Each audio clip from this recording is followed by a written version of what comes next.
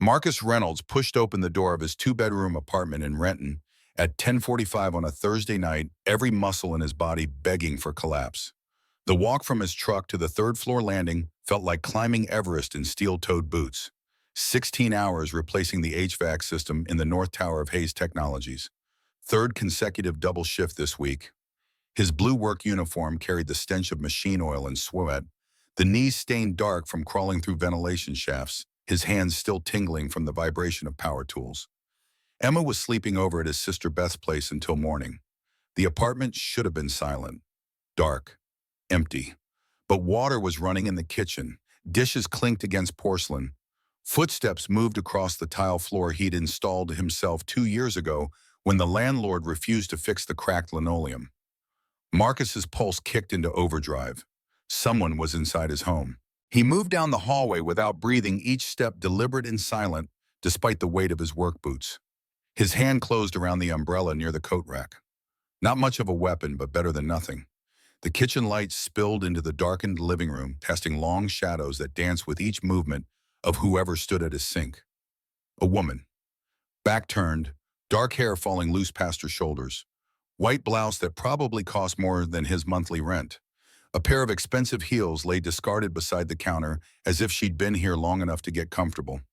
She turned. Marcus froze completely, the umbrella slipping from suddenly numb fingers. Victoria Hayes, CEO of Hayes Technologies, the woman who'd built a $280 million company from nothing. The woman employees whispered about in break rooms, calling her the Ice Queen for the way she could fire someone without a flicker of emotion crossing her face. The woman Marcus had only ever seen from a distance during quarterly all-hands meetings, standing at podiums in $1,000 suits, her voice crisp and emotionless as she discussed profit margins and strategic initiatives. Standing in his kitchen, at his sink, washing his dishes. The absurdity of it punched through his exhaustion like a shot of adrenaline.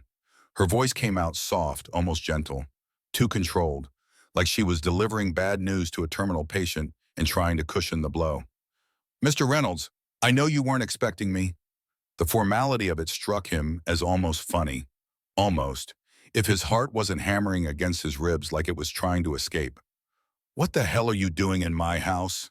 The words came out harder than he'd intended, but rage was replacing shock now. This woman who'd never spoken to him, who walked past maintenance workers like they were furniture, who represented everything wrong with corporate America, was standing in his kitchen like she belonged here. Victoria set down the plate she'd been washing with the kind of care someone might use handling a museum artifact. Her face remained composed, professional, the same mask she probably wore in board meetings. But her eyes told a different story. Not surprise, not embarrassment, regret. "I came here to tell you the truth about what's been happening to you at Hayes Technologies, about why you've been suffering." Her voice wavered on the last word and the first crack in that professional veneer. Marcus watched her hands grip the edge of his sink knuckles, whitening. "And Marcus, what I'm about to tell you will break your heart." A bitter laugh escaped him before he could stop it. No humor in it. Just the sound of a man who'd been pushed too far and was too tired to care about consequences. "You're the CEO of a company worth hundreds of millions. You don't make house calls. You don't wash employees' dishes at 11 at night. So what is this really, some kind of PR stunt? Undercover boss episode I didn't sign up for?" Victoria turned to face him fully, and for the first time Marcus really looked at her. Really saw her. The dark circles under her eyes that makeup couldn't quite hide. The way strands of hair had escaped from what had probably been a tight bun hours ago, the slight tremor in her hands as she brushed them against her slacks. She moved to his kitchen table, the cheap one he'd bought at a yard sale 3 years ago, and sat down. Her shoulders sagged in a way Marcus had never seen from the Ice Queen. A gesture of surrender, of exhaustion, of something that looked dangerously close to defeat. "Please sit down." "I'd rather stand, and it's Mr. Reynolds to you." The formality felt important, a way to maintain distance, to remember she wasn't a person in his kitchen, but the embodiment of a system that had been grinding him down for 2 years. Silence stretched between them like a physical thing. Victoria's composure fractured just slightly, hairline cracks spreading across that professional mask. "You're right, I've been blind." willfully blind. She pulled out the chair across from where he stood and lowered herself into it like her legs wouldn't hold her anymore. I built this company with my own hands. 8 years ago, I was 23 with $30,000, a Stanford dropout, with a dream of creating a workplace where people mattered. I worked 100-hour weeks, sacrificed relationships, health, any semblance of a normal life. And somewhere along the way, I stopped seeing the people who actually make my company run. Marcus wanted to stay angry. Anger was safe. Anger kept him from feeling the hope that was trying to claw its way up his throat. But something in her eyes, raw and vulnerable and utterly sincere, made it hard to hold on to. 4 weeks ago, I was reviewing financial records, budget allocations that didn't match up. I started digging, and what I found, she pulled papers from a leather bag Marcus hadn't noticed sitting beside the table. Spreadsheets, payroll documents, employee records. Marcus, do you know why you work 16-hour shifts while other technicians work 8? The shift in tone caught him off guard. Direct, pointed, like she was cross-examining him in a deposition. Because Richard says we're short-staffed. You're not short-staffed. Victoria pushed the papers across his table. Marcus moved closer despite himself, his eyes scanning names and numbers that didn't make sense at first. Rebecca Foster, employee ID 4782, HVAC technician. Hired 18 months ago, salary $47,000 annually. Bank deposits to Wells Fargo account ending in 8291. William Grant, employee ID 4791, electrical technician. Hired 20 months ago, salary $49,000 annually. Bank deposits to Chase account ending in 4405. Trevor Hudson, employee ID 4805, systems technician. Hired 22 months ago. Salary $48,500 annually. Bank deposits to Bank of America account ending in 7732. These 3 people don't exist. Victoria's voice had gone flat. Clinical, like she was reading a coroner's report. Richard Holloway has been reporting phantom employees to corporate, collecting their salaries and making you cover the workload of 4 people. Marcus felt his legs go weak. He sank into the chair without deciding to, his hands reaching for the papers like they might reveal this was all some terrible mistake, some misunderstanding. But the numbers didn't lie. $144,500 per year, times 2 years. $289,000. The words came out of Victoria's mouth like she was pronouncing a death sentence. Richard has been stealing from this company, from you, for 2 years. Marcus couldn't breathe. The kitchen walls felt like they were closing in. 2 years of wondering why he was always exhausted, why he couldn't keep up, why every shift felt like drowning. 2 years of missing Emma's school plays because he was replacing air handlers that should have been William Grant's job. Missing parent-teacher conferences because he was rewiring electrical systems that should have been Rebecca Foster's responsibility. Missing bedtime stories because he was troubleshooting HVAC controls that should have been Trevor Hudson's problem. But Rebecca and William and Trevor didn't exist, had never existed, were just names on paper funneling money into Richard Holloway's bank accounts, while Marcus destroyed his body trying to do the impossible. That's not all. Victoria's voice pulled him back from the edge of whatever dark place his mind was spiraling toward. She slid another set of documents across the table. 2 folders, one red, one blue. Your performance reviews, the ones that have kept you from getting promoted for 2 years. Marcus didn't want to look, knew what they said, had memorized every word of those reviews, had read them late at night when Emma was asleep, trying to figure out what he was doing wrong, how he could improve, what he needed to fix. But Victoria opened the red folder first. Official performance review. Marcus Reynolds error rate, 12%, productivity, 78% of standard overall assessment, meets requirements but needs improvement. Recommendation not suitable for promotion at this time. The words were knives, had been knives for 2 years, cutting into him every time he read them. Proof that he wasn't good enough, would never be good enough. That he was failing Emma by being mediocre at the one thing that was supposed to provide for her. Victoria closed the red folder and opened the blue one. Actual performance data. Marcus Reynolds error rate, 0.3%. Highest performing technician in company. Productivity, 340% of standard customer satisfaction, 4.9 out of 5.0. Comparative ranking. Comparative ranking exceeds all 15 key performance indicators. Marcus stared at the numbers. Read them again. Again. They didn't make sense. Couldn't make sense.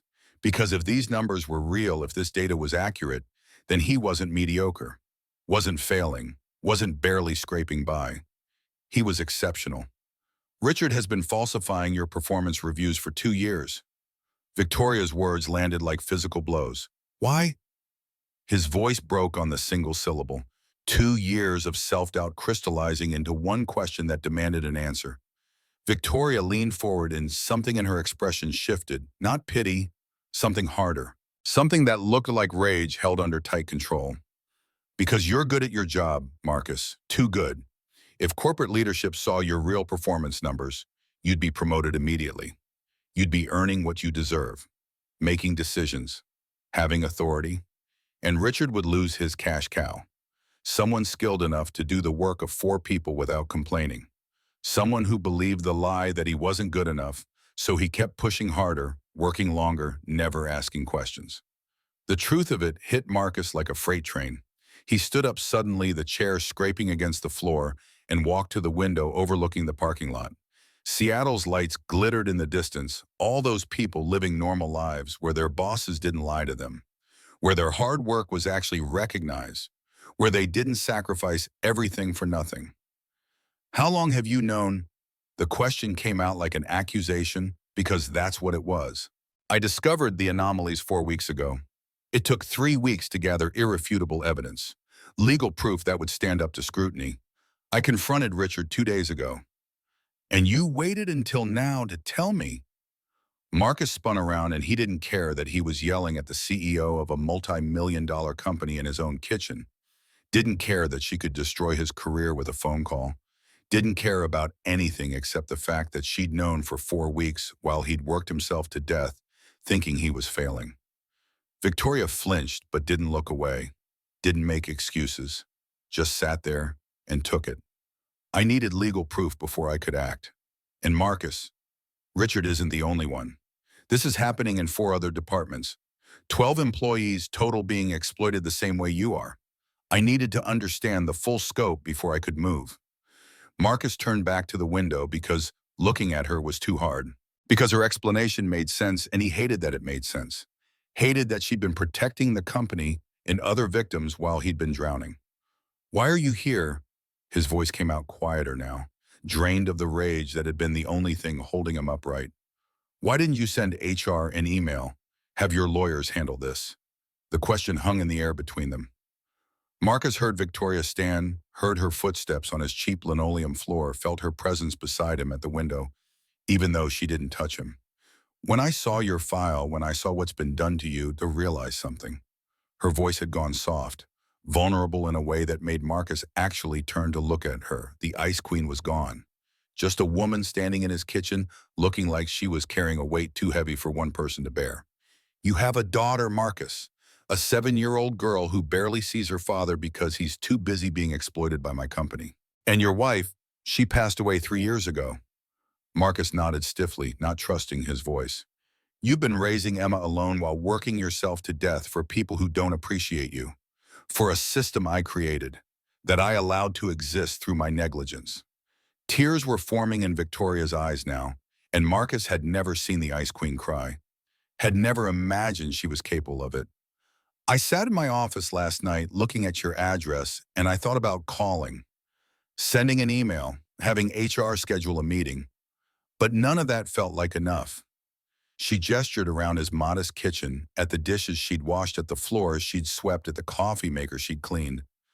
I know this doesn't fix anything. I know showing up here is intrusive and probably crazy, but I needed you to see that I know, that I'm not hiding behind my title or my lawyers, that I'm willing to stand in your kitchen and face what my company has done to you. The sincerity in her voice cracked something open in Marcus's chest. Anger and hope and grief all mixing together into something he couldn't name, couldn't process, could barely survive feeling. Numbers don't show you a man collapsing on his couch every night because he's too exhausted to put his daughter to bed properly. They don't show you someone skipping meals because they're not sure they can afford groceries and rent in the same week. Victoria's words painted a picture of his life with uncomfortable accuracy, made him wonder how much research she'd done, how deeply she'd looked into the wreckage Richard's lies had created. Marcus wanted to hate her, wanted to blame her for all of it because she was the CEO and the buck stopped with her. But the woman standing in his kitchen wasn't some untouchable corporate executive. She was human, flawed, trying desperately to fix something she'd broken through negligence rather than malice. "I don't need your pity." The words came out quiet but firm, a line in the sand. "Good, because I'm not offering pity, I'm offering respect and a partnership." Victoria stepped closer, and Marcus could see the exhaustion written into every line of her face, could see someone who'd been awake for days trying to untangle a mess of her own making. "You know this company inside and out, Marcus. You know where the problems are because you've lived them.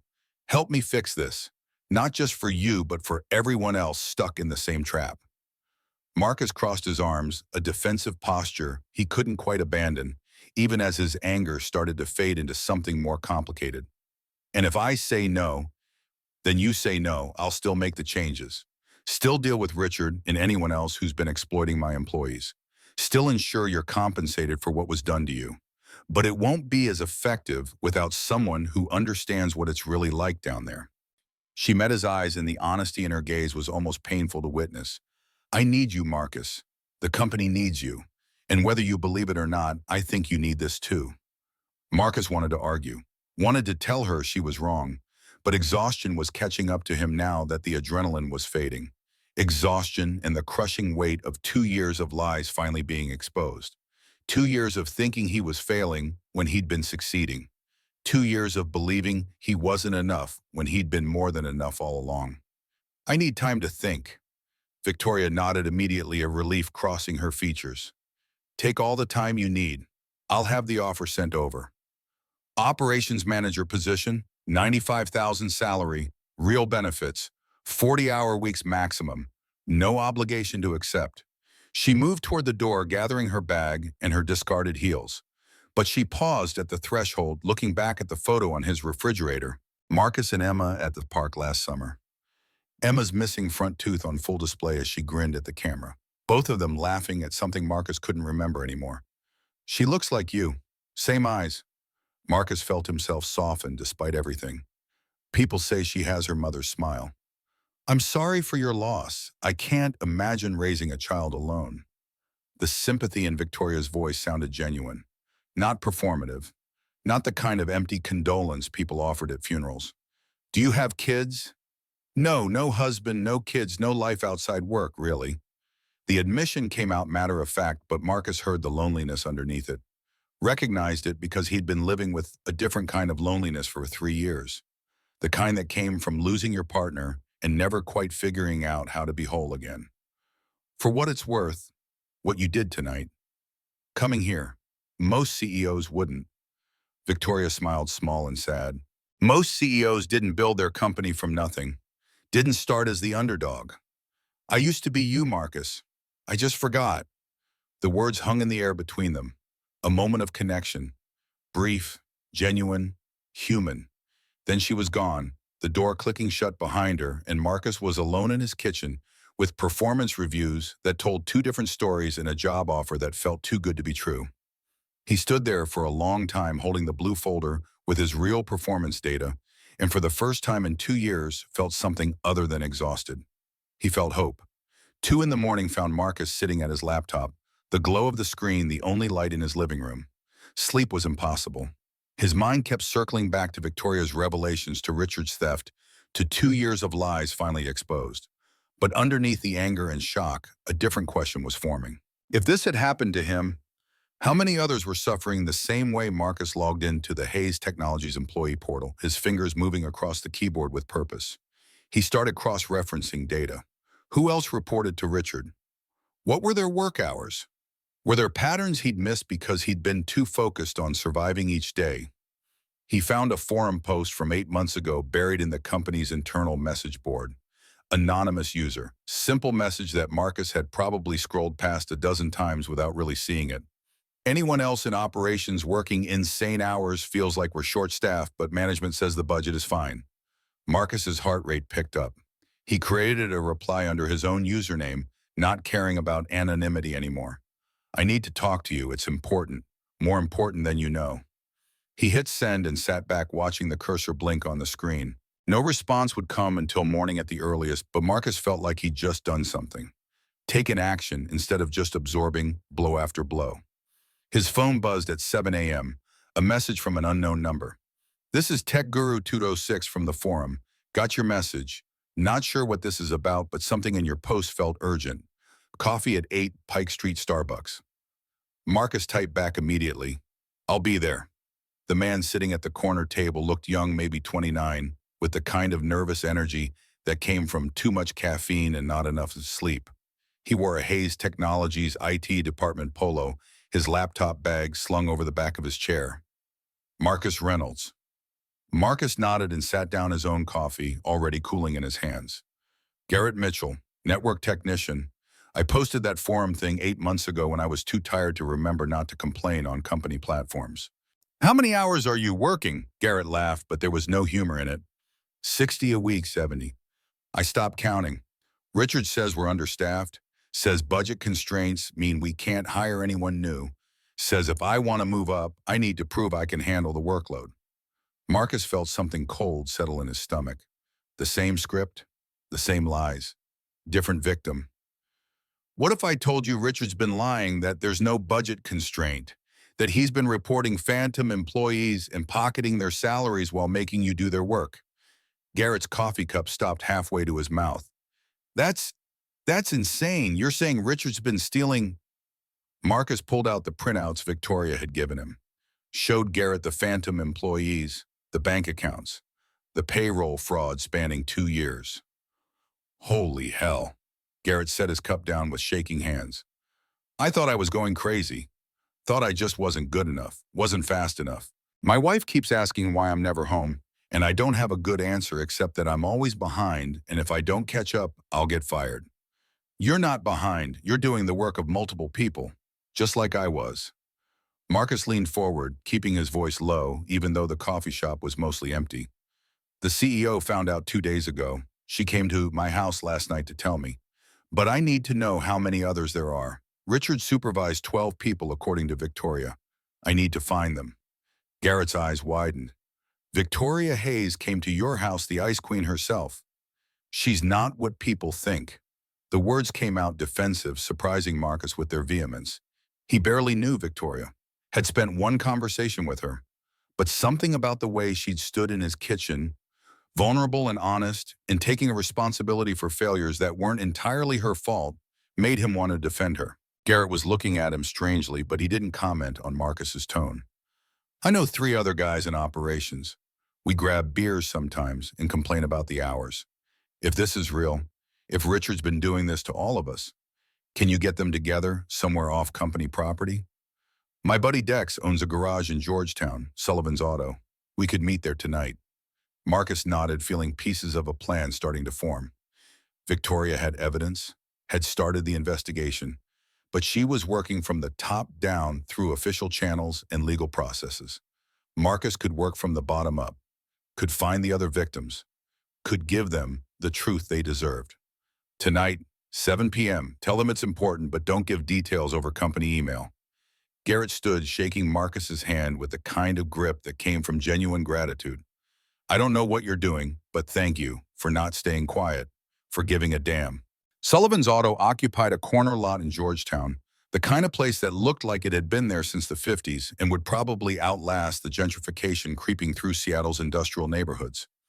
The bay doors were closed when Marcus arrived, but he could see light spilling from underneath and hear the sound of voices inside. Dexter Sullivan answered his knock, a man in his mid-40s with grease-stained hands and the kind of face that had seen hard years but hadn't lost its capacity for warmth. Former Navy mechanic like Marcus. They'd served at different times, different ships, but there was a kinship in shared experience. Dex had opened this garage after his discharge, built it into something solid through sheer determination and skill. Reynolds, Garrett said you needed the space for something important. Marcus stepped inside, seeing Garrett and 3 other men standing around a workbench that had been cleared of tools. All of them wore the same expression. Exhaustion mixed with curiosity, mixed with the kind of hope people develop when they're drowning and someone throws them a rope. Everyone here works under Richard Holloway.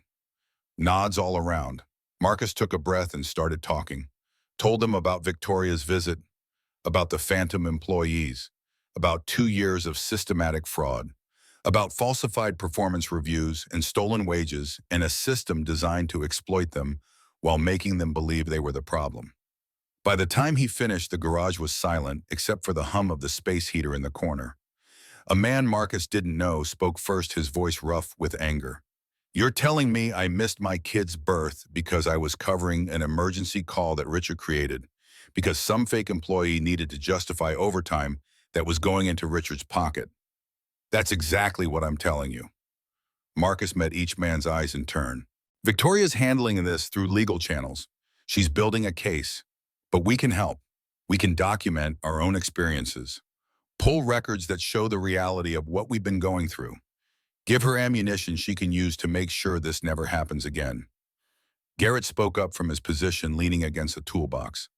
"That sounds a lot like we'd be accessing company systems, going through data we might not technically have clearance for. We'd be using our own credentials to check our own time records, our own work orders, our own performance data. Nothing illegal about an employee verifying their own information." Dex laughed, the sound echoing in the garage. "That's some creative interpretation to Policy Reynolds." "You got a better idea," Silence answered him. Then one by one the men started nodding. "I'm in," Garrett said. "I can pull system logs, time clock data, work order modifications. Anything digital leaves a trail and I know where to look." "I can get the physical paperwork," another man offered. "Maintenance request equipment, requisitions, all the stuff Richard signed off on that never quite added up." Marcus felt something shift in the room. Felt these men who'd been isolated in their suffering, each thinking they were the only ones struggling, suddenly becoming a team. A force. Something that could push back against the system that had been crushing them. "We do this carefully," Marcus said. "We document everything. We back up files. We give Victoria Hayes the evidence she needs to burn Richard's whole operation to the ground." "And then what?" Dex asked. "Say we expose Richard. Say we prove the fraud. What's to stop the next manager from pulling the same scam? What's to stop this from happening again in a different department?" The question hit at the heart of something Marcus had been thinking about since Victoria left his apartment. Exposing Richard was important. Getting justice for the 12 victims was critical. But if the system allowed this to happen in the first place, if there were no safeguards, no oversight, no way for employees to report abuse without fear of retaliation, then they were just putting a Band-Aid on a bullet wound. Then we help Victoria fix the system. We tell her what needs to change from the ground level. Not just policies on paper, but real mechanisms that protect people. The men exchanged glances. Marcus could see the skepticism, the doubt, the lifetime of experience that taught them CEOs didn't actually care about workers on the bottom rung. "She came to my house," Marcus said quietly. "At 11 at night. She could have sent an email. Could have had HR handle everything. But she showed up in person because she wanted me to know she wasn't hiding behind her title, that she was willing to face what her company had done." "Maybe she's just good at PR," someone muttered. "Maybe. Or maybe she actually gives a damn, and we're so used to being screwed over that we can't recognize someone trying to help when they show up." That shut down the objections. The men got to work, each taking responsibility for different pieces of the puzzle. Garrett set up his laptop and started diving into server logs. Others made lists of suspicious work orders, phantom emergencies, equipment purchases that never arrived. Marcus watched them work and felt something he hadn't felt in years. Purpose. The sense that what he was doing mattered, that he was part of something bigger than just surviving one shift at a time. His phone buzzed, a text from Beth. "Emma keeps asking when you're coming to get her. I told her tomorrow morning, but she's worried about you. Says you sounded sad on the phone." Marcus typed back quickly. "Tell her I'm okay. Tell her Daddy's fighting to make things better." 3 hours later, they had everything. Time clock manipulations showing systematic deletion of overtime hours. Work orders that had been modified after completion to make productivity look lower. Equipment requisition forms for tools that were never delivered but were charged to the budget anyway. Emergency maintenance calls created out of thin air to justify Richard's own overtime, while his crew handled the fake crises. Garrett transferred everything to 3 separate USB drives, encrypted, backed up, impossible to deny. This is enough to bury him, Garrett said, holding up one of the drives. Question is, what do we do with it? Marcus took the drive, feeling the weight of it in his palm. Such a small thing, but it held the evidence of 2 years of systematic theft and exploitation. 2 years of lies finally exposed in irrefutable data. I give it to Victoria. Let her use it however she needs to make the case. You trust her that much? Marcus thought about the woman in his kitchen, the tears in her eyes, the way her voice had broken when she talked about the employees she'd failed, the way she'd washed his dishes like she was trying to physically clean away the guilt. Yeah, I think I do. Monday morning, Marcus walked into Hayes Technologies with the USB drive in his pocket and a purpose in his stride that had been absent for 2 years. He didn't stop at his locker, didn't check in with the shift supervisor, walked straight to the executive floor where Richard Holloway's office occupied a corner with windows overlooking the city. Richard was at his desk, gray hair, perfectly styled belly, straining against his button-down shirt, face buried in his computer screen. He looked up when Marcus knocked, surprise flickering across his features before being replaced with his usual condescending smile. "Reynolds, what are you doing up here? Shouldn't you be on the floor?" Marcus stepped inside and closed the door behind him. Set the USB drive on Richard's desk like he was playing a trump card in a poker game he'd been losing for 2 years. "I want to talk about phantom employees." The color drained from Richard's face so fast Marcus thought the man might pass out. But he recovered quickly. Corporate instincts kicking in, plastering on a confused expression that might have been convincing if Marcus hadn't spent 3 hours the night before looking at proof of his crimes. "I don't know what you're talking about." Marcus opened his laptop, which he'd brought specifically for this moment, pulled up the files Garrett had extracted, projected them onto Richard's own monitor. Employee ID 4782, Rebecca Foster, hired 18 months ago. Salary $47,000 annually. Bank deposits. Wells Fargo account 8291, account holder. Richard Holloway. Rebecca Foster doesn't exist, but the money going into your account sure does. Richard stood up fast enough that his chair rolled backward and hit the wall. "Where did you get that?" "That's confidential financial information. You're not authorized. Victoria Hayes gave it to me. She's been investigating you for a month. But I didn't come here to talk about what she knows." Marcus pulled up the next screen. Time clock data showing systematic deletions of overtime. Work orders modified after the fact. Equipment purchases that disappeared into thin air. "I came to show you what I know. What 11 other people you have been exploiting know. We've documented everything, Richard. Every lease sheet, every manipulation, every dollar you stole." The mask dropped completely. Richard's face twisted with rage, all pretense of confusion abandoned. "You don't know what you're doing, Reynolds. I've been here 8 years. I have allies, connections, people who owe me favors. One word from me, and you'll never work in this industry again." Marcus stood slowly, deliberately, making sure Richard could see he wasn't intimidated, wasn't backing down. Wasn't the same broken man who'd believed for 2 years that he was failing. "You stole from me, from my daughter. You made me think I was failing when I was actually exceeding every metric. You destroyed my confidence, my health, my time with my kid. That's over." He leaned forward, hands flat on Richard's desk. "You've already done your worst. For 2 years you've been doing your worst, and I survived it. So go ahead, make your threats, call your allies, try to blacklist me. I'm done being afraid of you." Marcus walked out before Richard could respond, leaving the USB drive on the desk like evidence at a crime scene. His hands were shaking, but his head was high. For the first time in 2 years, he'd stood up to the man who'd been destroying him, had looked Richard Holloway in the eye and refused to back down. He made it to the elevator before his phone rang. Victoria's name on the screen. "Marcus, what did you do?"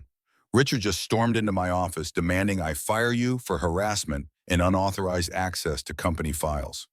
Marcus couldn't help the smile that spread across his face. "I confronted him, showed him the evidence, told him we know everything." Silence on the other end of the line. Then a sound that might have been a laugh. or might have been exasperation. Possibly both. Get up here, now, and bring whatever evidence you have. Marcus found Victoria in her office with a full legal team assembled. 3 lawyers in expensive suits faces severe taking notes as Richard paced and ranted about insubordination and corporate espionage and employees who didn't know their place. The moment Marcus walked in, Richard's voice got louder. They're arrest him. He hacked company servers, stole confidential information. This is industrial espionage. Victoria held up one hand and Richard actually stopped talking. The Ice Queen was back, and Marcus understood now why people feared her. There was steel in her spine and ice in her voice. "Mr. Holloway, sit down." Richard sat. Victoria turned to Marcus. "Show me what you have." Marcus connected his laptop to the conference room screen and walked them through everything. The time clock manipulations, the work order modifications, the equipment fraud, the systematic exploitation of 12 employees over 2 years, while Richard pocketed nearly $300,000. The lawyers took notes, asked questions, cross-referenced data with the investigation Victoria had already conducted. By the time Marcus finished, Richard had gone pale again, all his bluster deflated. One of the lawyers spoke up, her voice professionally neutral. "Mr. Holloway, based on this evidence, in our independent investigation, we're prepared to recommend immediate termination for cause. Additionally, the company will be filing a criminal complaint with the Seattle Police Department for fraud and embezzlement." "You can't do this. I have a contract. I have rights." Victoria stood, and something in her expression made even the lawyers go quiet. "You have the right to legal representation. You have the right to due process. What you don't have is the right to steal from my company and exploit my employees." She nodded to her head of security, a former police officer who'd been standing quietly by the door. "Escort Mr. Holloway from the building. Remote wipe his laptop and phone. He's suspended pending the completion of our investigation." Richard was still protesting as security let him out, but his voice had lost its power. He was just a man who'd gotten caught and was facing the consequences of 2 years of systematic theft. When the door closed behind him, Victoria sank into her chair like her legs wouldn't hold her anymore. "That was either the bravest thing you've ever done or the most foolish." Marcus couldn't quite tell if she was angry or impressed. "Had to be done." He was never going to stop unless someone stood up to him. "You could have gotten yourself fired or arrested if Richard's accusations had any merit. But they didn't, because what we did was legal. What he did wasn't." Victoria looked at him for a long moment, something shifting in her expression. Respect maybe, or recognition, like she was seeing him as something other than a victim for the first time. "I want you to work with me, not just take the operations manager position. I want you directly involved in the reforms, every policy change, every new oversight mechanism, every protection we put in place. I want your input." Marcus felt the offer land like a physical thing. This was more than a job, more than a promotion. This was a partnership, a chance to actually fix the system that had broken him. "Why me? You've got consultants, experts, people with degrees and experience. Because you lived it, because you know what it's really like, because you're willing to fight even when it's hard, because you confronted Richard this morning when you could have just taken your settlement and walked away, because you found the other victims and organized them and built a case even though no one asked you to." Victoria stood and walked around her desk until she was facing him directly. "I need someone who cares about fixing this, not someone who cares about their resume or their bonus or their career trajectory. And I think that's you." Marcus thought about Emma, about the 2 years he'd lost with her because he'd been too exhausted to be present, about all the other parents in all the other departments who were missing their kids' lives because systems like Richard's were allowed to exist. "I'm in, but I want something in return." "Name it." "I want the other 11 victims involved too, not just me. They deserve to be part of building something better." Victoria smiled, and it transformed her face, made her look younger, less like the Ice Queen and more like the woman who'd stood in his kitchen trying to make amends. "Partners." Marcus shook her hand, feeling the firmness of her grip, the certainty in it. "Partners." 3 weeks passed in a blur of paperwork and learning curves steep enough to give Marcus vertigo. The operations manager office felt foreign wrong, like wearing someone else's clothes that didn't quite fit. Dual monitors glowed with spreadsheets he barely understood. His desk phone had an extension that rang with questions he didn't always know how to answer. Business cards arrived with his name printed in clean sans serif font, mocking him every time he looked at them. Marcus Reynolds, operations manager. The voice in his head wouldn't shut up. Imposter, fraud. They'll figure out you're just a mechanic playing dress-up in a corner office. His first major decision cost the company $3,000. He'd approved overtime for a crew without routing it through finance first, bypassing protocols he hadn't known existed. The rejection email arrived within an hour, CCing Victoria and half the accounting department. Heat had crawled up Marcus's neck as he read the formal reprimand, couched in corporate speak, about proper authorization chains and budgetary controls. The second mistake came 2 days later when he tried to hire an additional technician without securing budget approval from the quarterly planning committee. The HR director called him personally, voice dripping with the kind of patience people reserve for children and idiots. "Mr. Reynolds, we have processes for headcount requests. You can't just decide we need another body and start posting job listings." Marcus had apologized, hung up, and stared at his monitors, wondering how people survived in environments where doing the right thing required 15 signatures and a committee vote. By the end of week 1, he'd sent an email to the entire company announcing a safety protocol change without running it past communications first. That one earned him a personal visit from the PR director, a severe woman named Sheila, who explained in excruciating detail why company-wide announcements needed media training and legal review. What if your email had created liability? What if it contradicted our insurance policies? What if reporters had picked it up and misconstrued your intent? "I was trying to keep people safe." Sheila's expression suggested this was the wrong answer. Intent doesn't matter if the execution creates problems we can't control. Victoria called him to her office at 7 that evening. Marcus trudged up to the executive floor expecting to be fired, demoted, or worse, pitied. Instead, he found her sitting on the floor of her office, surrounded by policy manuals and procedural documents, her expensive suit jacket discarded over a chair, her hair escaping its usual tight constraints. "Sit." Marcus sat on the floor across from her because the informality of it felt less intimidating than perching in one of her guest chairs while she lectured him about his failures. "Your first week was a disaster." "I know." "Good. Self-awareness is the first step." Victoria pushed a 3-ring binder toward him. Approval workflows, authorization matrices, communication protocols, budgetary thresholds. The bureaucratic machinery that kept a corporation running without descending into chaos. "You can't just approve things because they're right, Marcus. You have to navigate the system, understand the channels, know who needs to sign off before you move." Frustration bubbled up hot and bitter. "The system is what let Richard steal for 2 years. The system is what kept me working 80-hour weeks while everyone looked the other way. Now you're telling me I have to work within it." "Yes, because until we change it, trying to operate outside, it just creates chaos. We work within the framework while we build something better. We use the rules to rewrite the rules." Marcus wanted to argue, but exhaustion won out. He'd spent 12 years in the Navy where following procedures was gospel. Somehow he'd forgotten that lesson in civilian life.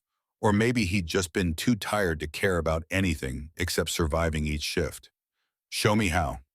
Victoria's expression softened into something that might have been approval.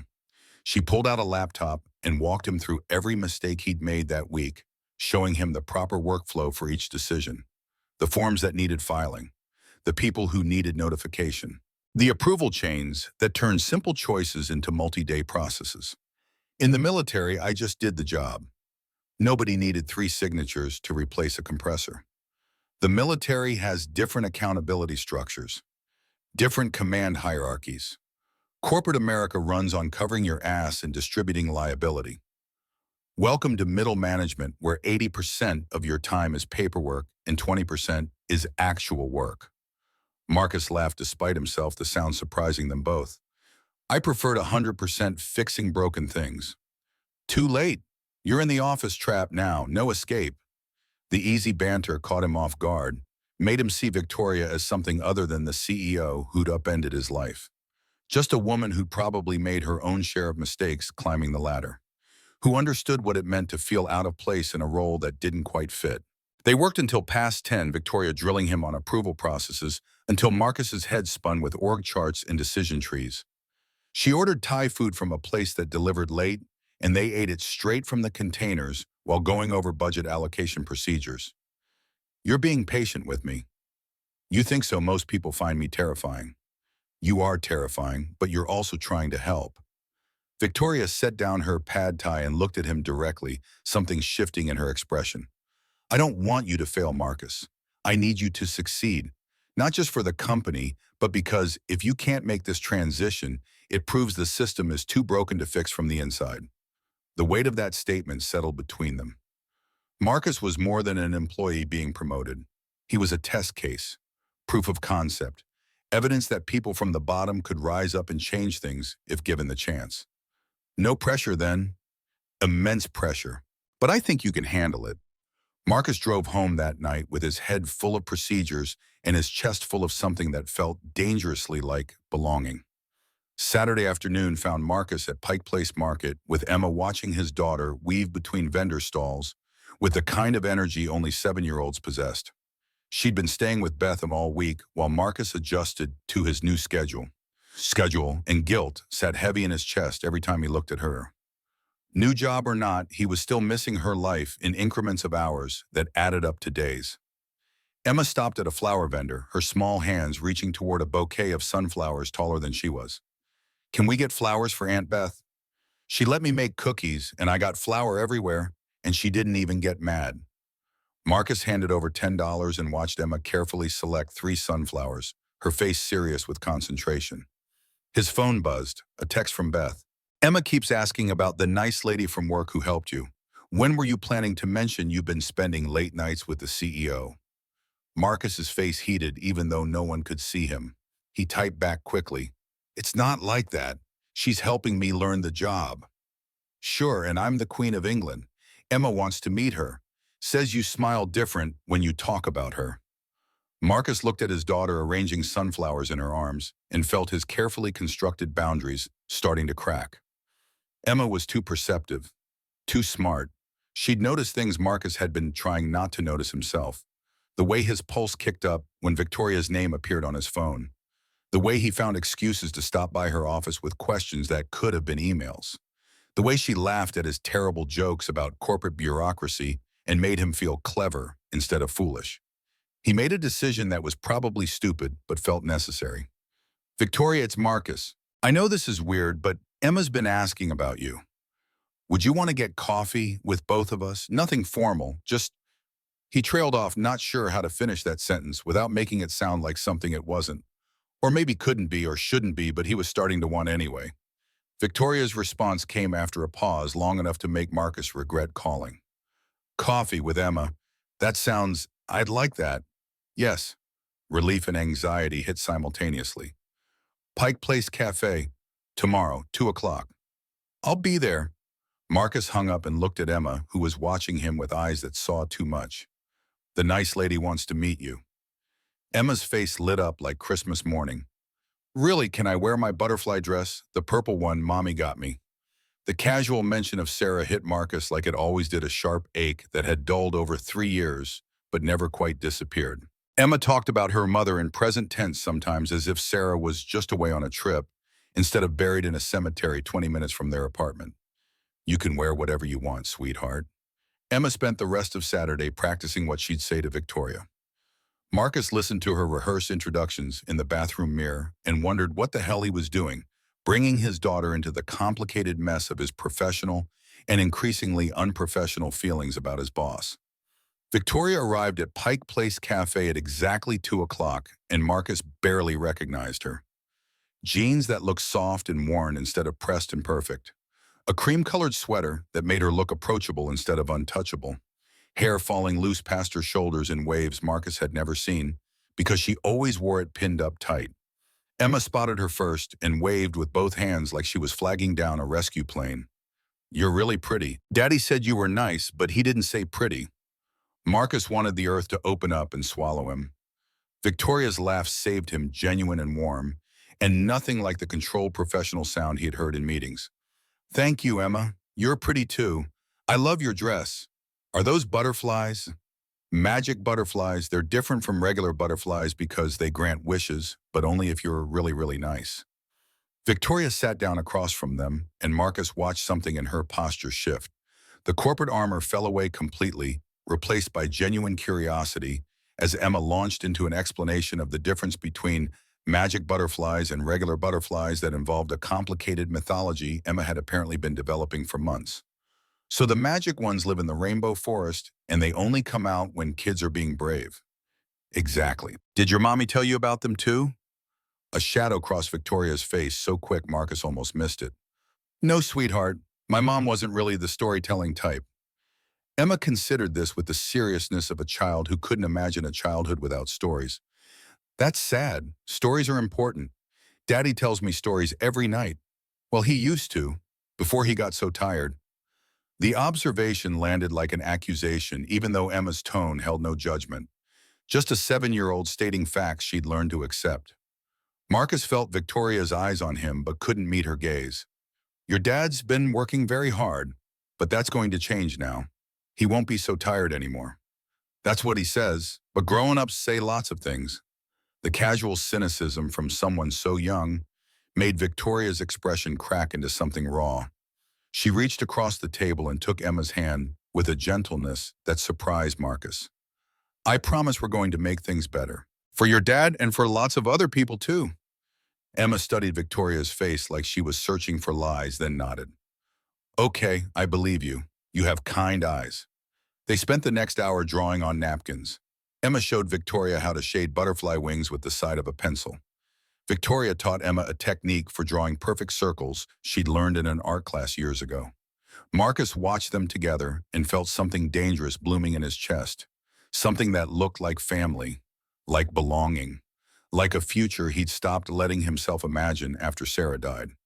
Emma needed the bathroom and skipped off with explicit instructions not to talk to strangers. The moment she was out of earshot, Victoria's composure crumbled slightly. "She's incredible. You're raising an amazing kid." "Most days I feel like I'm barely keeping us afloat." "That's parenting, or so I imagine. I wouldn't know." The loneliness in Victoria's voice made Marcus look at her fully. Really see her, a woman who'd sacrificed everything for a company that was supposed to mean something. Who'd woken up one day and realized she'd built a prison of her own making. Who was sitting in a coffee shop drawing butterflies with a 7-year-old and looking more alive than Marcus had ever seen her. "Emma asked me something this morning." Victoria's attention sharpened. "She asked if you were going to be her new mom." The words hung between them like a grenade with the pin pulled. Victoria's hands stilled on the napkin she'd been doodling on. "What did you tell her?" "I told her families come in lots of different shapes. That sometimes people who aren't related by blood can still care about each other." "That's diplomatic." Marcus leaned forward, keeping his voice low even though the cafe was loud enough to drown them out. "She's already attached to you, after one coffee date. And I need you to know that if this, whatever this is between us, if it goes wrong, it won't just hurt me. It'll hurt her. And I won't let her get hurt again." Victoria met his eyes and he saw fear there. Real, genuine fear. "I don't know how to do this, any of this. I've never had a relationship that lasted longer than 3 months. I work 80 hours a week. I don't know how to be someone's anything." "Neither do I. Not since Sarah died." They sat in that honesty for a moment, two people who were disasters at relationships for completely different reasons, connected by a 7-year-old who believed in magic butterflies and second chances. Emma returned with a cookie the size of her head that some kind stranger had apparently given her, and the moment of vulnerability passed. But Marcus felt it lingering between them for the rest of the afternoon as Emma chattered about school and showed Victoria pictures on Marcus's phone of her science fair project that had explosively failed in front of the entire class. Victoria laughed at the photos, and Marcus committed the sound to memory, filed it away as evidence that the Ice Queen was a myth, that underneath the corporate armor was someone warm and real and capable of joy. They walked Emma to Marcus's truck afterward, and she hugged Victoria with the unself-conscious affection of childhood. "Can you come to our house next time I have way more crayons there?" Victoria looked at Marcus, a question in her eyes. He nodded. I'd love to, Emma. Driving away, Marcus caught Emma's reflection in the rearview mirror. She was smiling at her napkin drawing, and something in his chest settled into place. A decision made without words. A line crossed without stepping. This was going to get complicated. But maybe complicated was worth it. Monday morning, Marcus arrived at work to find his phone exploded with notifications. 53 text messages, 27 missed calls. His inbox flooded with emails from colleagues, reporters, numbers he didn't recognize. Beth's name topped the call list. He dialed back immediately. Turn on the news, now. Marcus pulled up Como 4 on his phone and his stomach dropped through the floor. The reporter stood outside Hayes Technologies' main entrance, protesters already gathering behind her, with signs demanding justice and accountability. The ticker running across the bottom of the screen made his blood run cold. Breaking: Hayes Technologies accused of systematic employee exploitation. Internal documents leaked. The reporter's voice cut through the buzz in Marcus's ears. Sources have provided Como 4 with internal audit reports showing that Operations Director Richard Holloway allegedly created phantom employees, embezzled nearly $300,000, and falsified performance reviews to cover his tracks. The question now facing CEO Victoria Hayes: what did she know, and when did she know it? Marcus's hands shook as he scrolled through his messages. Reporters requesting interviews. Co-workers asking if the news was true. Anonymous numbers offering money for his story. The carefully controlled investigation Victoria had been running through legal channels had just exploded into the public sphere. His phone rang. Victoria's name. Don't talk to anyone. Don't comment. Don't confirm or deny. I'm sending a car to pick you up. We're going into crisis mode. The car arrived within 15 minutes, a town car with tinted windows that felt ridiculous and necessary in equal measure. Marcus climbed into the back seat, feeling like a criminal being transported to trial. Hayes Technologies' lobby looked like a war zone. Security had cordoned off the entrance, where protesters shouted about corporate greed and worker exploitation. News vans filled the parking lot, satellite dishes pointed at the building like weapons. Marcus slipped in through the loading dock, guided by security to a service elevator that bypassed the chaos. The executive conference room held Victoria, 3 lawyers Marcus recognized from the Richard confrontation, and a PR director who looked like she hadn't slept in days. Everyone turned when he entered, and Marcus felt the weight of their scrutiny like a physical thing. Who leaked? Victoria's voice cut through the tension like a blade. She stood at the head of the table, still in her Ice Queen armor, no trace of the woman who'd drawn butterflies with Emma visible in her rigid posture. One of the lawyers, a severe woman named Patricia, pulled up documents on the screen. The leaked materials match our internal audit reports almost exactly. Whoever provided them to the press had access to materials that should have been restricted to this room and the investigation team. So we have a mole, or someone who thinks transparency is more important than corporate liability. Patricia's tone suggested she had opinions about which was worse. The PR director, Sheila, jumped in with the kind of energy that came from multiple espressos and impending disaster. We need to get ahead of this. Issue a statement. Control the narrative before it controls us. One of the lawyers immediately objected. Any statement that confirms the allegations. We stay silent, let our lawyers handle this through proper channels. Silence makes us look guilty, like we're hiding something. We're protecting the company from liability exposure. That's our job. Voices started overlapping, lawyers and PR fighting for control of the response strategy. Marcus watched Victoria's face go from controlled to barely restrained as the arguing escalated. Enough. The single word cut through the chaos. Everyone went silent. Victoria straightened to her full height, and Marcus saw the woman who'd built a company from nothing, who'd fired people without blinking, who commanded respect through sheer force of will. We release a statement, full transparency. Victoria, that increases our legal exposure. I don't care. Her voice had gone cold. Final. We did wrong. We're fixing it. That's the truth. That's what we're going to say. Sheila leaned forward, her PR instincts kicking into overdrive. We could position this as new leadership cleaning house, make you the hero who discovered the problem and took action. Turn the narrative to your favor. No, Ian. Victoria's response was immediate and sharp. I'm not the hero. I enabled this by not paying attention. We tell the truth. We failed our employees. We're making it right. No spin, no clever framing, just honesty. Marcus felt something shift in his chest. Admiration mixed with fear, mixed with a desperate hope that honesty would be enough.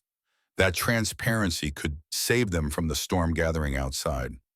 Patricia pulled up polling data focus group research scenario modeling. The truth might not be enough. Shareholders are already calling for your resignation.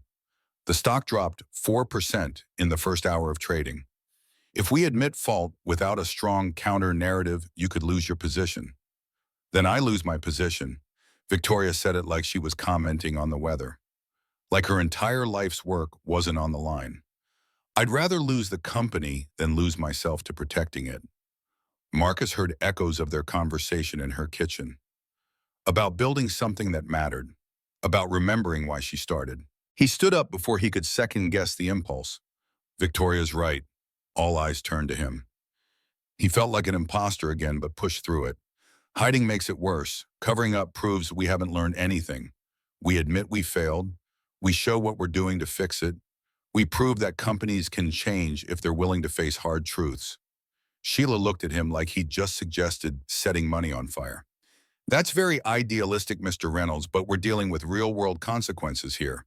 Legal liability, stock prices, shareholder lawsuits, and 12 employees who spent 2 years being exploited while everyone looked the other way.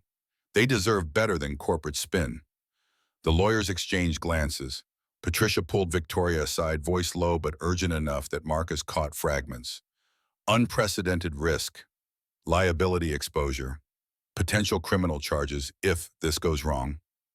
Victoria listened, nodded, then turned back to the room. We're doing a press conference. Today, I'll make a statement, take questions, own what happened, and Marcus is coming with me. Absolutely not. Patricia's objection came fast and firm. Putting an affected employee on stage with you creates massive liability. He could say something off script, could open us up to lawsuits we haven't anticipated. He's part of this story. He deserves to be part of telling it. Victoria looked at Marcus, asking a question without words. He nodded. I'm in. The press conference was scheduled for 2 p.m. The team spent the next hours crafting statements, anticipating questions, building a framework for honesty that wouldn't create unnecessary legal exposure. Marcus watched Sheila work and grudgingly admitted she was good at her job. She wasn't trying to hide the truth, just present it in a way that acknowledged fault without inviting lawsuits. There was an art to it he hadn't appreciated before. The press room was packed. Every major Seattle outlet, national news stringers, tech industry reporters who'd been covering Hayes Technologies for years. Marcus stood backstage and watched the crowd through a gap in the curtains, his heart hammering against his ribs hard enough to hurt. You don't have to do this. Victoria appeared beside him, close enough that he could smell her perfume. Something subtle and expensive that he'd started associating with safety. Yes, I do. Those 12 people need to see that someone's standing up, that we're not hiding. You're braver than you give yourself credit for. Marcus turned to look at her, finding vulnerability in her expression that she only let show when no one else was watching. What if this destroys everything you've built? Then I build something else, something better, something I'm not ashamed of. They called Victoria's name. She straightened her jacket, squared her shoulders, and walked onto the stage with her head high. Marcus followed 2 steps behind, feeling like he was walking into battle without armor. Camera flashes exploded like artillery fire. Microphones bristled from the press section like weapons. Victoria stepped to the podium and the room went silent. 6 weeks ago, I discovered something that fundamentally shook my understanding of the company I built. Hayes Technologies, my company, had been systematically exploiting employees, not through policy, not through intention, but through negligence, through my failure to see what was happening right under my nose. Her voice never wavered, never broke. She laid out the facts with surgical precision. Richard's fraud, the phantom employees, the falsified reviews, the systematic theft of wages and dignity from 12 people who deserve better. I take full responsibility for creating an environment where this could happen. I was so focused on growth, on quarterly earnings, on shareholder value, that I stopped seeing the human cost of my blind spots. She announced the settlements, the policy changes, the independent oversight board, the third-party review process for all future performance evaluations, $4.2 million in back pay and damages, money that would hurt quarterly earnings but was necessary for justice. A reporter's hand shot up the moment Victoria paused. Ms. Hayes, should we expect criminal charges to be filed against you for enabling this fraud? I welcome any investigation, full transparency, and accountability. If prosecutors determine I bear legal responsibility, I'll face those consequences. Who is the man standing beside you? Marcus felt every eye in the room turn to him. His throat went dry. Victoria's voice stayed steady. This is Marcus Reynolds, operations manager at Hayes Technologies and one of the affected employees. He's been instrumental in developing our reform initiatives and ensuring we actually address the root causes of what happened. The same reporter focused on Marcus like a predator, spotting weakness. Mr. Reynolds, how do you feel working for the company that exploited you? Every prepared answer Sheila had drilled into him evaporated. Marcus stepped to his own microphone and spoke from the gut. Angry, betrayed, but also hopeful. What happened to me was wrong. What Victoria is doing about it is right.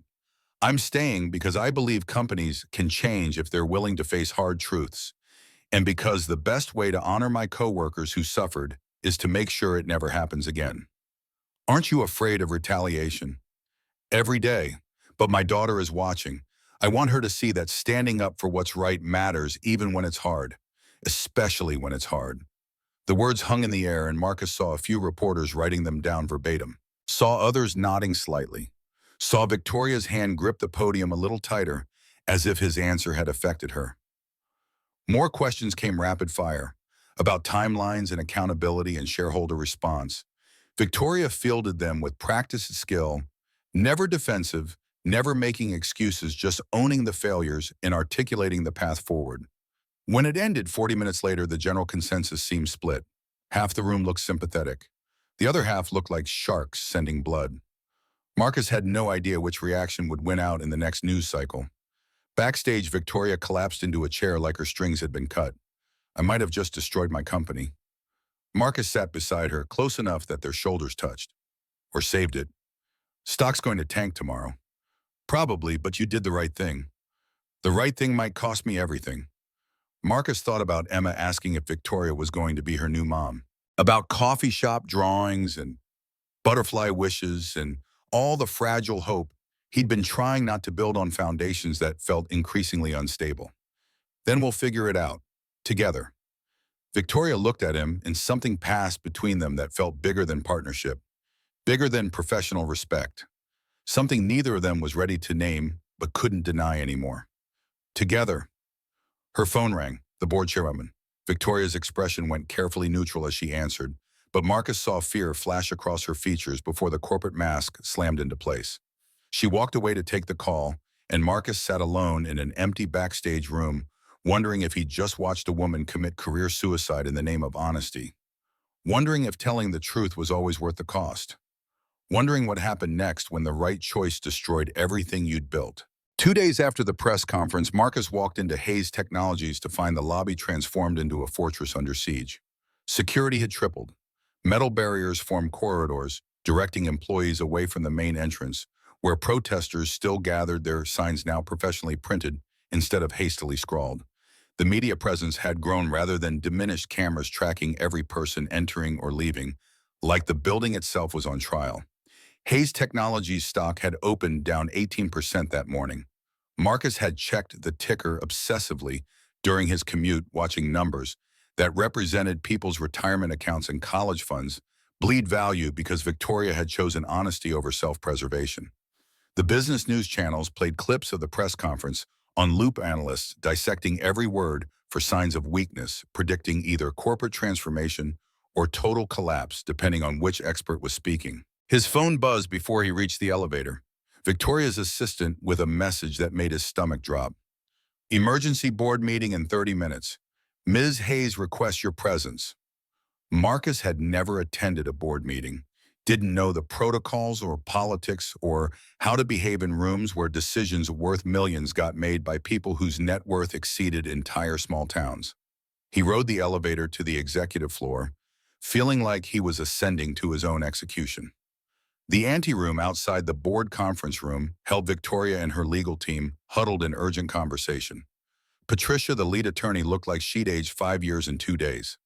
Sheila from PR was conspicuously absent, probably already drafting press releases for multiple scenarios, including Victoria's termination. Victoria saw Marcus and broke away from the lawyers, her corporate armor firmly in place, but cracks showing around the edges. Dark circles shadowed her eyes despite expertly applied makeup. Her hands trembled slightly when she touched his arm, guiding him away from the others. Thomas Whitmore is calling for a vote of no confidence. He's been working the other board members since the press conference, building support to remove me as CEO. Marcus felt the floor tilt beneath him.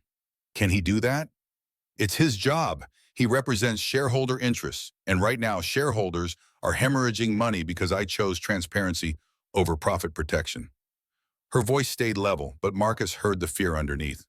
This wasn't just about losing a position. Victoria Hayes was Hayes Technologies. The company was her identity, her purpose, the thing she'd sacrificed everything else to build. Without it, she'd be untethered, lost. What do you need from me? Honestly, I don't know. Whitmore wants you gone too, says you're a liability. That having an affected employee this close to the reform process creates legal exposure and conflicts of interest. He's probably right. Marcus's jaw tightened. I don't work for Whitmore. I work for you. Not if he gets his way. If they vote me out, the new CEO will clean house. You'll be the first to go. The boardroom doors opened, and Thomas Whitmore emerged like a general surveying his troops before battle. 68 years old, with the kind of face that had made hard decisions for decades without losing sleep. Gray suit that probably cost more than Marcus made in a month. Rolex that definitely did. He looked at Victoria with something between pity and contempt. Ms. Hayes, Mr. Reynolds, the board is ready. Marcus followed Victoria into a room designed to intimidate. Floor-to-ceiling windows overlooking Seattle's skyline. A conference table that could seat 20.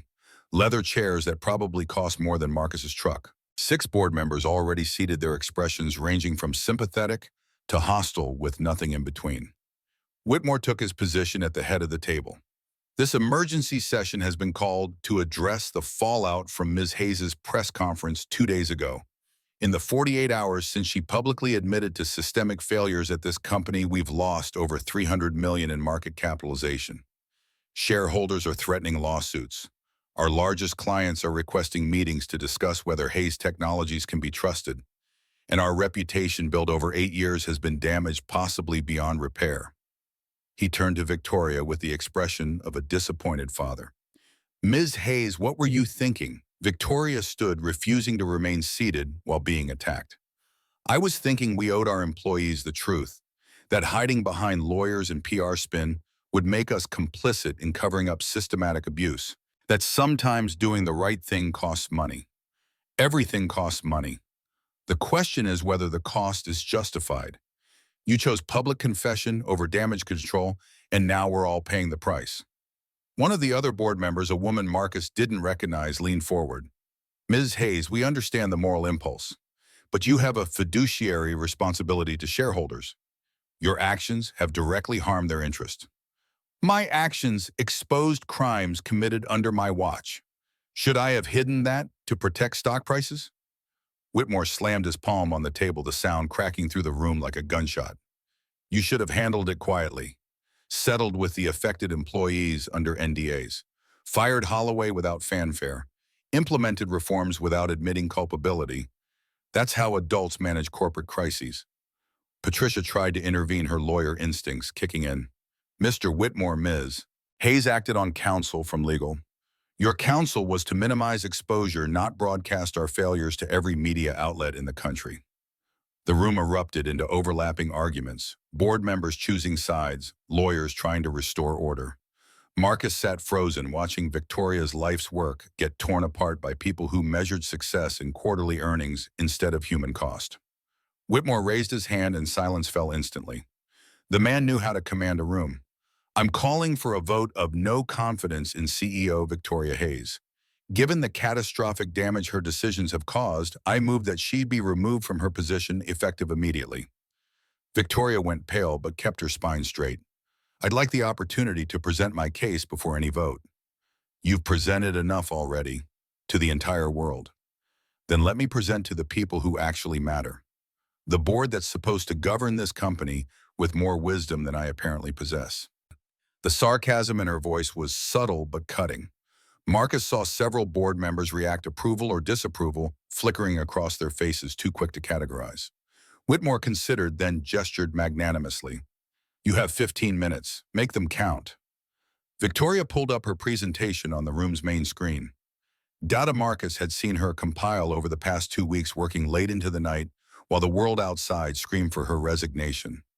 She clicked to the first slide and her voice shifted into the tone that had probably sold investors on Hayes Technologies 8 years ago. Confident, visionary, unshakable. When I founded Hayes Technologies, I was 23 with $30,000 in a belief that I could build a company where people mattered, where innovation came from treating employees like assets instead of expenses. For the first 5 years, we lived those values. Then we scaled, brought on investors who cared about growth rates, hired executives who optimized for efficiency, and somewhere in that process, I stopped walking the floors, stopped knowing my employees' names, stopped seeing the human beings making my success possible. She advanced to the next slide, showing the audit findings in stark numerical detail. 6 weeks ago, I discovered we'd become exactly what I swore we'd never be, a company that exploited workers while leadership looked the other way. I had a choice: handle it quietly, as Mr. Whitmore suggests, or face it publicly and prove we could change. And look where that's gotten us. Whitmore interrupted.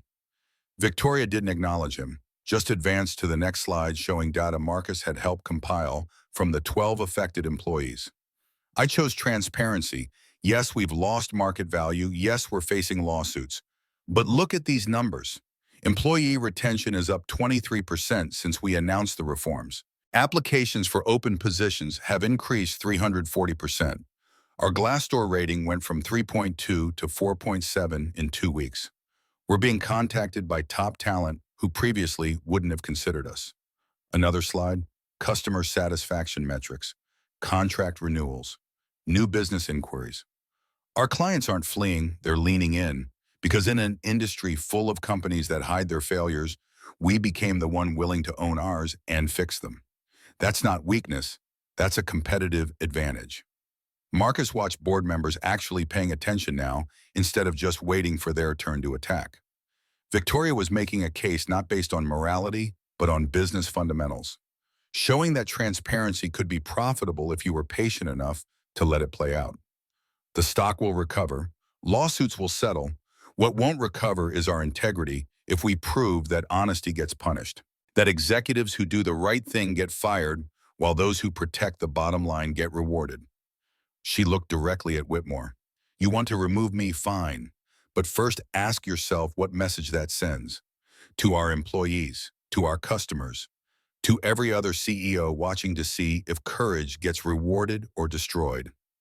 Whitmore leaned back in his chair, steepling his fingers. Inspiring speech, but speeches don't pay dividends.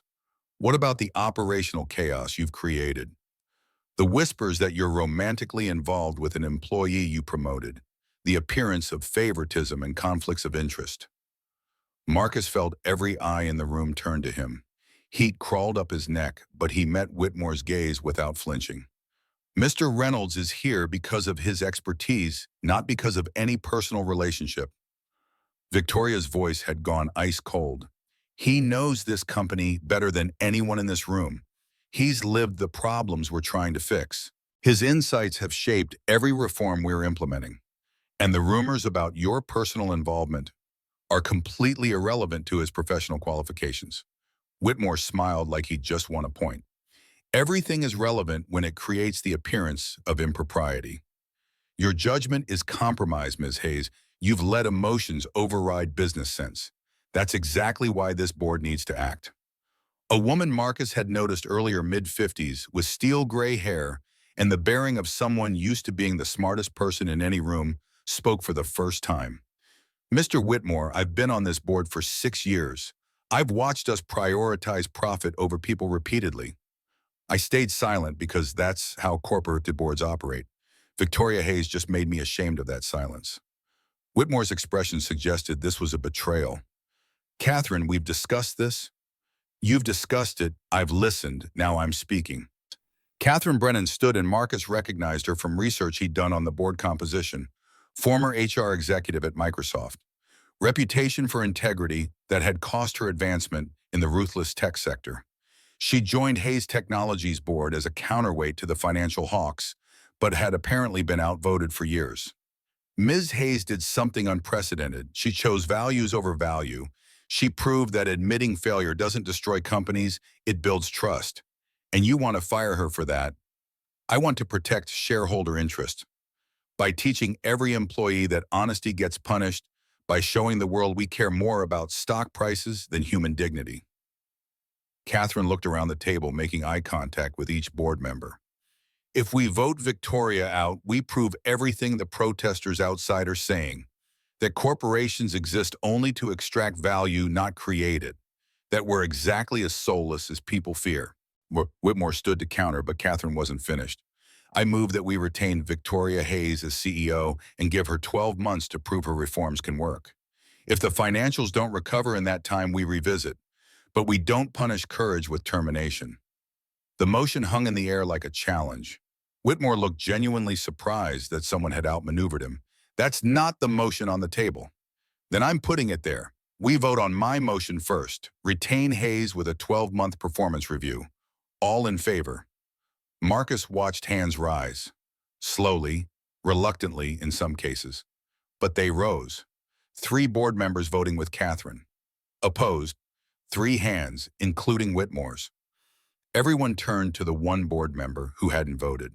A younger man Marcus didn't recognize, maybe early 40s, who'd been silent through the entire meeting. David, you have the deciding vote. The man looked at Victoria for a long moment, then at Marcus, then back to Victoria. I came to this board because Hayes Technologies represented something different. A company that actually cared about culture, about people. We've lost that somehow. Maybe Ms. Hayes can help us find it again. His hand went up, 4-3. Victoria kept her position. Whitmore's face went red, but he nodded curtly. The motion passes. Ms. Hayes remains CEO subject to 12-month review. This meeting is adjourned. Board members filed out quickly, avoiding eye contact with either Victoria or Whitmore. Catherine paused beside Victoria's chair. Don't waste this chance. Prove we were right to trust you. She turned to Marcus, studying him with the kind of assessment that came from decades evaluating talent. Mr. Reynolds, walk with me for a moment. Marcus followed her into the hallway, leaving Victoria with her legal team. Catherine led him to a quiet corner away from the conference room. I've been watching you. How you stood by Victoria during the press conference. How you've handled the transition from technician to manager. How you organized those other employees to document the fraud. Marcus wasn't sure if this was praise or prelude to criticism. You're wasted here, Catherine continued. Not because you're not good at what you do, but because as long as you work for Hayes Technologies, people will question whether your success is merit or favoritism, whether your relationship with Victoria compromises both of you. We don't have a relationship. Catherine's expression suggested she saw right through that denial. Not yet, but you will. And when you do, it'll create exactly the kind of conflict Whitmore was talking about. You deserve better than that. So does Victoria. She pulled a business card from her pocket. I run a mid-sized tech company. We need a director of operations, someone who understands what it's like on the ground. Someone with your integrity and drive. Same salary Victoria's offering plus equity. Completely separate from Hayes Technologies. No conflicts, no whispers. Marcus took the card, his mind racing. Think about it. If you're interested, call me. We can start you in 2 weeks. Catherine walked away, leaving Marcus standing in the hallway holding a business card that felt like a lifeline and a betrayal all at once. When the room emptied, Victoria collapsed into her chair like someone had cut her strings. Marcus moved to her side without thinking, his hand finding her shoulder. You did it. You kept your company. by the thinnest possible margin, 1 vote.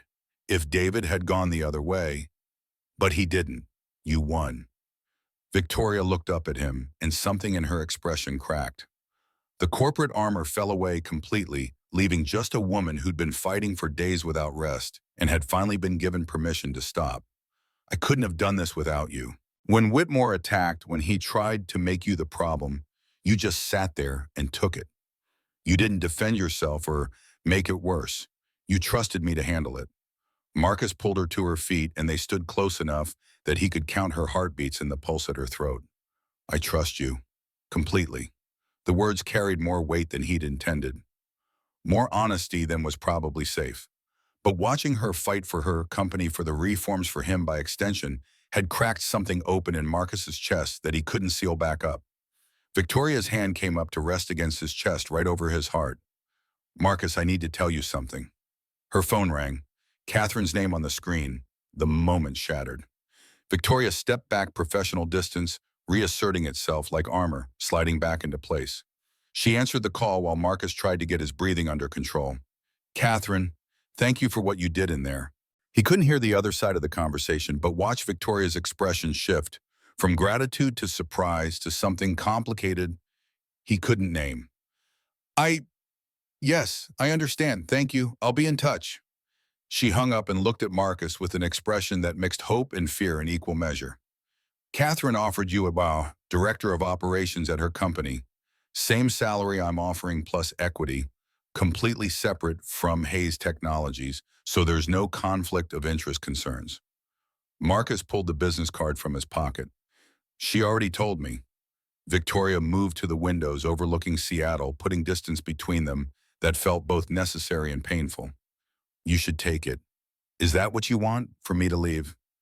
I want you to have options, to not feel trapped by circumstances or obligations, to choose what's best for you and Emma without considering how it affects me or the company. Marcus joined her at the window, both of them staring at the city spread below, rather than looking at each other. And if what's best for us includes you, Victoria's reflection in the glass showed something raw and vulnerable. Then we do it right. We wait. We establish clear boundaries. We let the reforms solidify and the company stabilize. You build your career somewhere no one can question your qualifications. And when enough time has passed that no one can accuse us of impropriety, we revisit what this is. Marcus turned to face her directly, forcing her to meet his eyes. How long? 6 months. A year. However long it takes to do this properly. The rationality of it made Marcus want to argue, even though she was completely right. They weren't two people who could just date casually and see what happened. Emma was already attached. The company was already scrutinizing them.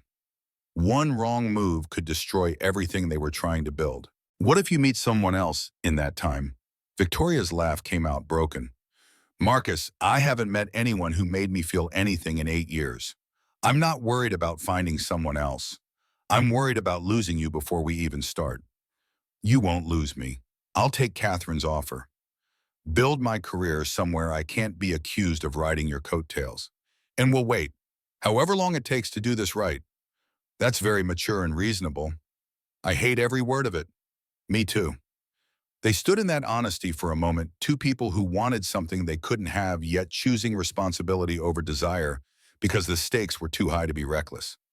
Marcus left Victoria's office before he could change his mind, rode the elevator down to the main floor where protesters still chanted and cameras still rolled, walked to his truck and sat in the driver's seat without starting the engine. His phone buzzed. A text from Emma via Beth's phone. Daddy, when are you coming home? I made you a drawing of you and Miss Victoria. You both have butterfly wings because you're brave. Marcus stared at the message until his vision blurred. His daughter believed in magic and second chances and grown-ups who kept their promises. He couldn't be reckless with her faith, couldn't risk her getting hurt because he couldn't wait a few months to do things properly. He called Catherine Brennan directly. Mr. Reynolds, I assume Victoria told you about my offer. She did. I'm accepting. When do you want me to start?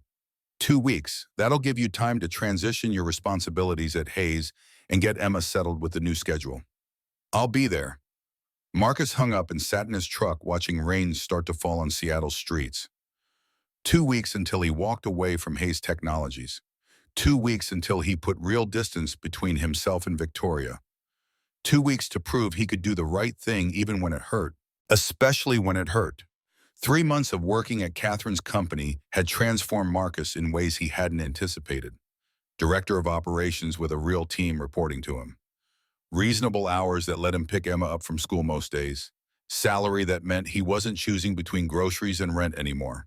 Catherine was a demanding boss, but fair, pushing him to grow without the chaos that had defined his early weeks at Hayes Technologies. Hayes Technologies had stabilized. The stock recovered most of its losses as the market recognized that transparency hadn't destroyed the company. Richard Holloway was awaiting trial on multiple fraud charges. The other affected employees had received their settlements, and several had joined Marcus in leadership roles elsewhere, taking the lessons learned to new companies. Victoria texted him daily. Professional messages about reform implementation and best practices. But underneath the corporate language, Marcus heard what she wasn't saying. I miss you. This is hard. I'm counting the days.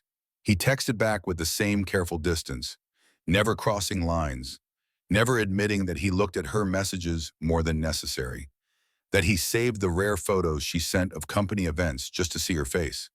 Emma asked about Victoria constantly. When can we see her again?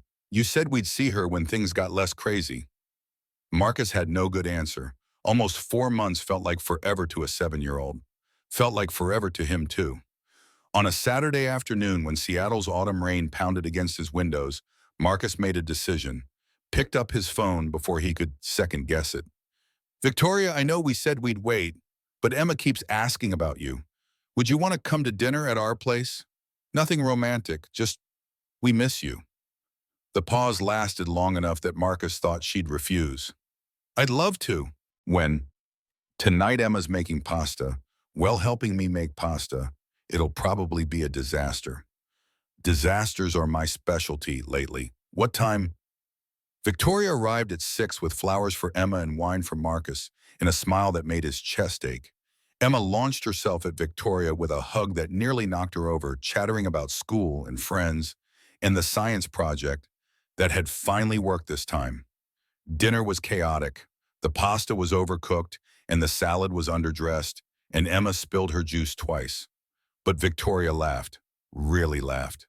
The sound filled Marcus's small apartment with warmth he hadn't felt since Sarah died. After Emma went to bed, Marcus and Victoria sat on the couch with careful space between them, close enough to talk quietly, far enough to maintain the boundaries they'd established. She's incredible. You're raising an amazing kid. Most days I feel like I'm barely keeping it together. Join the club. I thought running a company was hard. Turns out being an actual human is harder. Marcus looked at her, fully taking in the changes nearly 4 months had brought. Less stressed, more rested, like the weight she'd been carrying had lightened just enough to let her breathe. How are things really at the company? Better, the reforms are working. Culture scores are up across every metric. We're actually attracting talent instead of just churning through bodies. It's like we remembered why we exist. And the board, still watching, still waiting for me to fail. But Catherine's been running interference. Turns out having an ally who's willing to fight makes all the difference. She turned to face him, vulnerability replacing the professional mask she usually wore. I've been thinking about us, about this waiting game we're playing. Marcus's heart rate kicked up. And it's been almost 4 months since we decided to do this the right way. Since you left Hayes Technologies. Since we established boundaries and proved we could maintain them.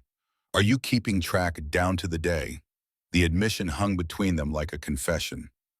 Marcus felt something shift, the careful distance they'd maintained, starting to crack under the weight of honesty.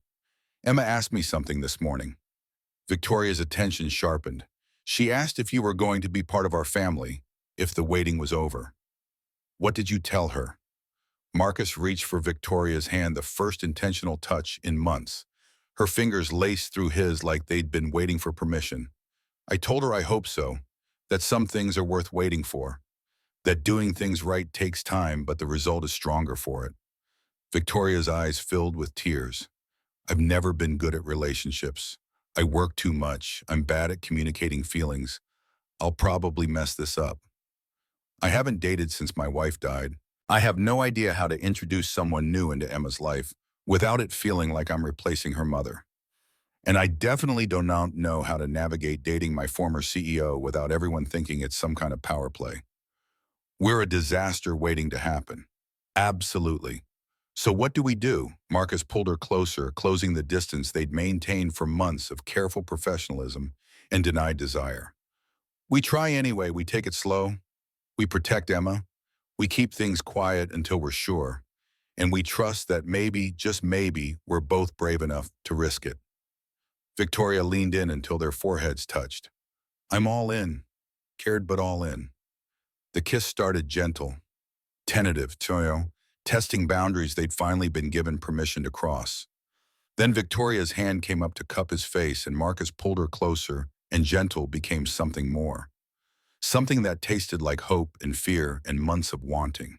When they pulled apart, both breathing hard, Victoria laughed through tears. I've been waiting to do that since you confronted Richard in his office. You were so angry and brave and completely unwilling to back down. I fell a little bit in love with you right then. I've been waiting since you stood in my kitchen owning your failures. Most powerful person I'd ever met, and you were washing my dishes like you were trying to clean away the guilt. They kissed again, mommed this time, building something instead of releasing pressure, a beginning instead of an ending. 18 months after the press conference that nearly destroyed Victoria's career, Marcus sat in the audience at a tech industry conference in San Francisco, watching her present on a panel about corporate reform and ethical leadership. She'd been invited as a case study, proof that transparency could work if you were brave enough to try it.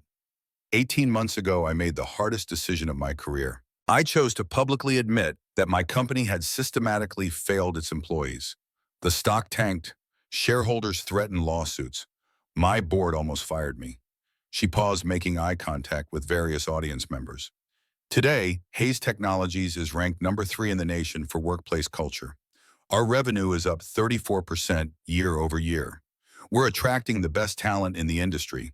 And it's because we proved that doing the right thing, even when it's expensive, builds trust that translates to business success. The moderator jumped in. You've been very public about your relationship with Marcus Reynolds, who's here today.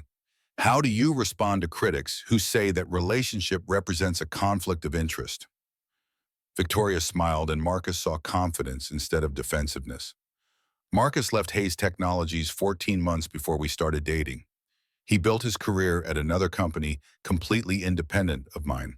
We waited until there were no power dynamics, no corporate policies being violated, no legitimate concerns about impropriety. And you're not worried about the optics. I'm done worrying about optics over substance. Marcus and I are both adults. We're both professionals. And yes, we're in a relationship. That doesn't diminish either of our achievements or compromise our integrity. Applause rippled through the audience. After the panel, reporters swarmed Victoria with questions, but she navigated them with the ease of someone who'd learned to handle crisis with honesty instead of evasion. Marcus met her backstage, and she kissed him without hesitation. Public, unashamed, claiming what they'd built through patience and sacrifice. That was incredible. You owned that room. I had good motivation, knew you were watching.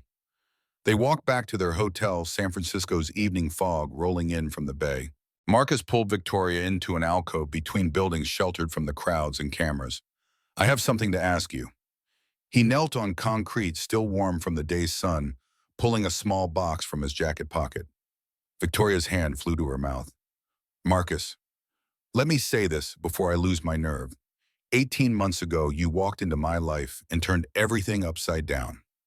You made me believe I was worth more than I thought. You fought for me when you could have protected yourself. You chose integrity over easy answers. He opened the box, revealing a simple platinum band with a single diamond.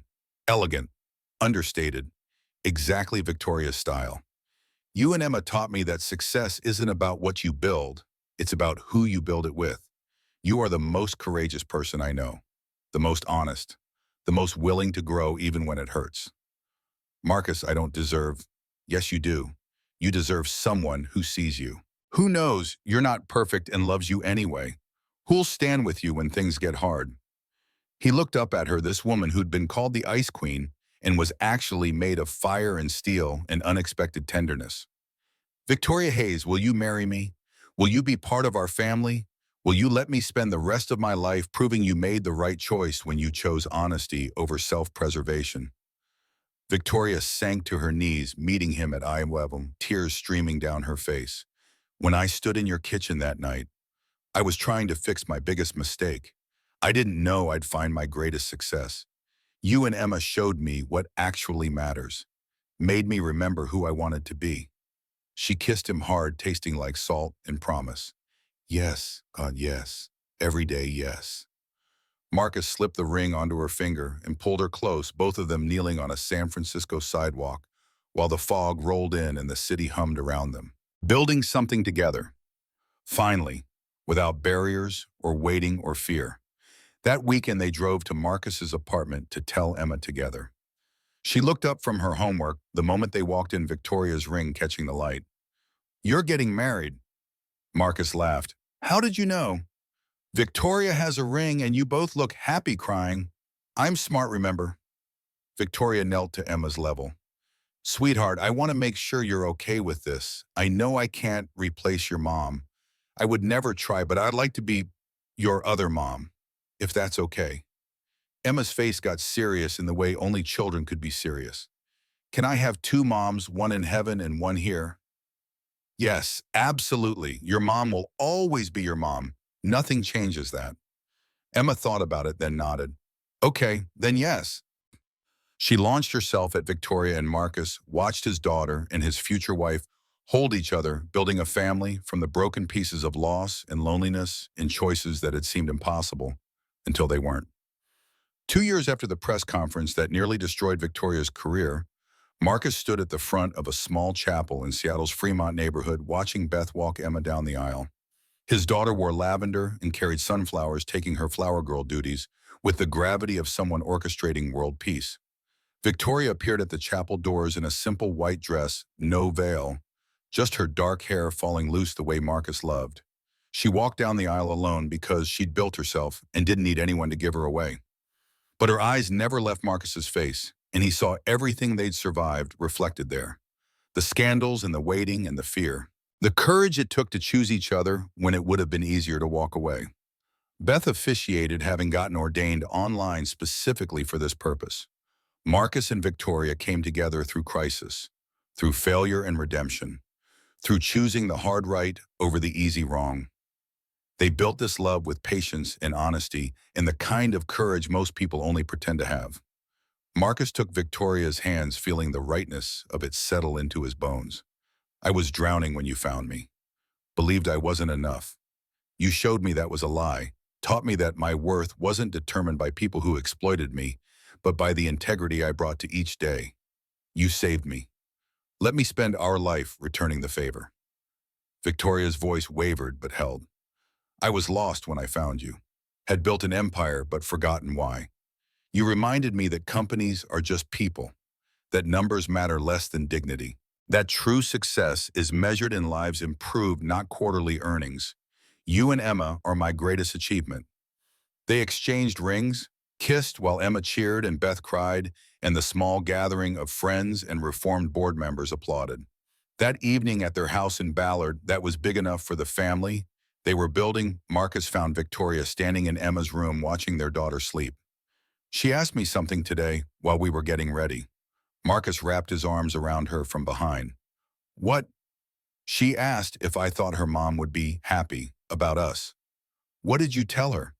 That I think her mom would be grateful Emma has another person to love her. That love doesn't divide, it multiplies. That families can grow in ways we don't expect. Marcus turned her to face him, and Victoria touched his face with the gentleness that had surprised him from the start. Real love isn't perfect. It's choosing someone every day, even when it's hard, especially when it's hard. We're pretty good at hard things. We're exceptional at hard things. Outside, Seattle's rain tapped against the windows. Inside, warmth and safety and the steady rhythm of three hearts beating in sync. They'd built this from honesty and courage, and the willingness to believe that broken people could create something whole, that companies could change if their leaders were brave enough to face hard truths, that families came in forms you couldn't plan but could choose every single day. Not perfect, but real. And real was everything.